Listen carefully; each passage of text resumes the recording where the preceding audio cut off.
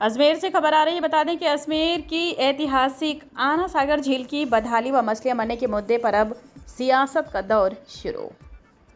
भाजपा और कांग्रेस के नेता एक दूसरे पर फोड़ रहे झील की बदहाली का ठीकरा। अजमेर शहर कांग्रेस के 23 को अजमेर बंद के आह्वान पर भाजपा नेताओं ने कांग्रेस पर साधा निशाना। भाजपा शहर अध्यक्ष रमेश सोनी ने की प्रेस कॉन्फ्रेंस के दौरान भाजपा शहर अध्यक्ष रमेश सोनी ने कहा, कांग्रेस अध्यक्ष राजकुमार जयपाल ईगो और चुनावी मुद्दे को छोड़कर करे सकारात्मक राजनीति। अजमेर बंद से नहीं होगा किसी को फायदा। भाजपा सरकार झील को सुरक्षित व बेहतर करने योजना पर कर रही काम। शहर भाजपा नेता व कार्यकर्ता विभिन्न सामाजिक संगठनों के सहयोग 22 से 24 जुलाई तक चलाएंगे स्वच्छता अभियान और करेंगे श्रमदान। प्रदेश भाजपा प्रवक्ता डॉक्टर अरविंद गिरधर शर्मा ने कहा, कांग्रेस नेता अजमेर को बंद कराने के बजाय आना सागर झील में करते श्रमदान के बलबूते भाजपा से करते कंपटीशन। अजमेर बंद नहीं से नहीं। देखिए, स्मार्ट सिटी का जब बजट कार्यशाला में उतरा, मैंने आपको बताया प्रोजेक्ट रिपोर्ट बदल दी गई। वो स्मार्ट सिटी की मीटिंग में, चूंकि उस समय कांग्रेस का शासन था, कांग्रेस के नेता लोग थे, अधिकारी थे, हमारे विधायक सांसद विरोध किया। ये डॉक्यूमेंट मेरे पास है, हमने ज्ञापन दिए, हमने प्रदर्शन किया। पानी का लेवल कम करने के लिए पानी कम कर दिया। उस टाइम शहर के नेता अधिकारी उनकी मीटिंग लेके भी कम करने का निर्णय अकेले स्तर पे कैसे हो गया?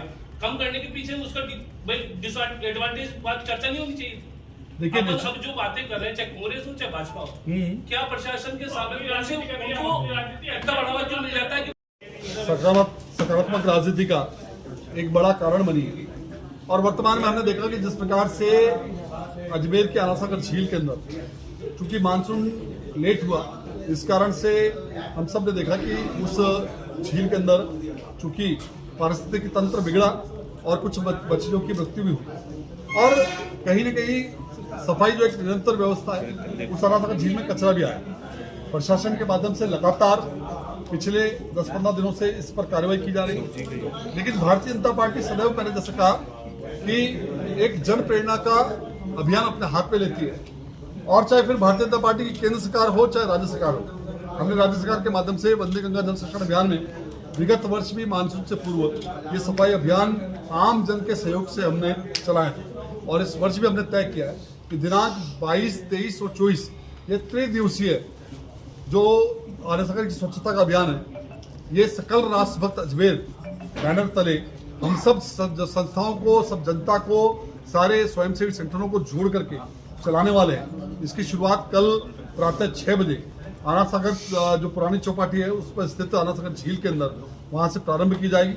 हमारे विधानसभा अध्यक्ष, हमारे समस्त जनप्रतिनिधि, हमारी विधायक अनिता जी बघेल और जितने भी हमारे पास जो सहयोगी कार्यकर्ता है और आम जनता है जिनको हमने आमंत्रित किया है, वो सब आकर के इस आना सागर की स्वच्छता के अंदर अपना सहभागिता निभाएंगे। ये हो सकता है कि सफाई का अभियान निश्चित रूप से हम करने जा रहे हैं। ये एक प्रेरणादायी होता है अजमेर की जनता के लिए कि कहीं ना कहीं आना सागर झील हमारी है, ये हमारा मान बिंदु है। और इसके लिए हम सकारात्मक राजनीति करते हैं, नकारात्मक राजनीति में हम विश्वास नहीं करते।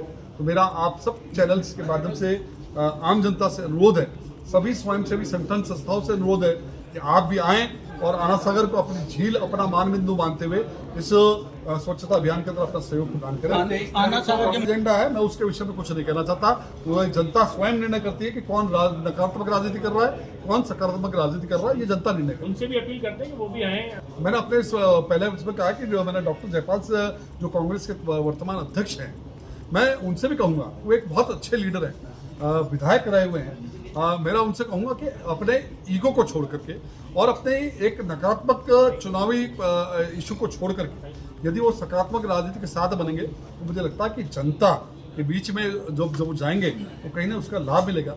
लेकिन किसी गरीब की रोजी रोटी छीन करके, एक दिन का बंद कराकर किसी मजदूर को जिस प्रकार से इस बंद के नाम पर परेशान किया जाएगा, उससे उनको कोई लाभ नहीं मिलने वाला नहीं है। इसलिए मेरा सभी मैं कह रहा हूँ, चूंकि सकल राष्ट्र अजमेर के आह्वान पर हो रहा है, सभी से मेरा निवेदन है, फिर वो चाहे सारे राजनीतिक दल हो, कांग्रेस हो, अन्य राजनीतिक दल हो, सभी संस्थाएं वो भी आए, हमारे इस आग्रह को बड़े मन से, खुले मन से स्वीकार करें और हमारे साथ मिलकर के कंधे से कंधा मिलाकर के स्वच्छता अभियान को अंजाम दें। मैंने मंच से बताया कि इस झील के लिए लगातार हमारी सरकार ने जिस प्रकार से प्रयत्न कर रही है, इस झील के अंदर जिस प्रकार से हम सब ध्यान में आता है कि जो नाले सीधे गिर रहे हैं उसके लिए अभी वर्तमान में लगभग 20 करोड़ से अधिक की राशि का प्रावधान किया गया है, जिसमें सीवर लाइन और छोटे नालों को सीधा कनेक्ट करते हुए एसटीपी प्लांट तक ले जाना और उसमें जगह जगह पर पंप स्टेशन स्थापित करना और जो एसटीपी है उसके अंदर भी अतिरिक्त 13 एमएलडी के अलावा 7 एमएलडी का अतिरिक्त मिनी प्लांट भी वहां पर तैयार हो चुका है। ये सब योजना कहीं न कहीं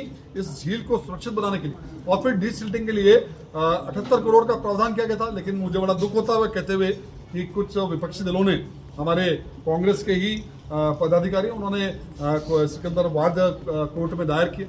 डीसिल्टिंग का मैं उदाहरण दे सकता हूँ, यदि वैज्ञानिक और वैधानिक रूप से डीसिल्टिंग की जाए तो मुझे लगता है कि वो झील के उपयोगी नहीं बल्कि झील के लिए बहुत ज्यादा उपयोगी होगी, इसकी भराव क्षमता भी बढ़ेगी और जो वर्तमान में स्थितियां बन रही है बार बार मछलियों के